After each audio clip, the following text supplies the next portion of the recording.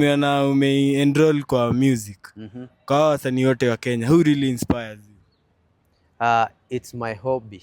Your hobby? Yeah, nimekuwa nikipenda kuimba singing kutoka kitambo. So ni kitu napenda kufanya. So msanii mgani Kenya unatambua kwa wenye wanaimba kwa wasanii? Kenya sioni. Ndio maana nataka kuinua wasanii wadogo. So, kama Poze. Wasio kinisupport walai. Mimi naweza tuka huko juu, understand? Unatambua Poze? Si kumtambua. Nashanga hizi ni vitu gani wanaimba. So nikaamua kuimba niwaonyeshe muziki ni nini. Ni kazi ya lugha ya home. Kazi ya lugha ya home. So next naingia bongo. So huwezi piga collab na msanii yote wa Kenya? Kenya labda Tanzania. Labda Tanzania. Yeah, wasanii wa klasi yangu ni TZ. Kenya wako chini. Ama UG. Kenya wako chini. Ni ushangaa. Wewe unaweza paki kitu mshikisha huyu wapi? Bien ndo anajaribu. But si eti juu anajaribu naweza piga collab na yeye.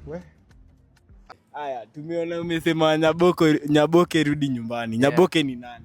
Nyaboke ni title ya song. Not specifically alikuwa anaitwa Nyaboke, but ni title ya song.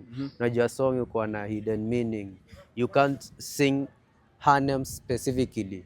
Yeah. So tukimalizia, hebu waimbie hiyo Nyaboke rudi nyumbani kidogo. Nyaboke rudi nyumbani. Rudi nyumbani, wazazi wanakuhitaji. Rudi nyumbani, kawancha Nyaboko gantigi geti. Sabali twabwate ntotambo geti.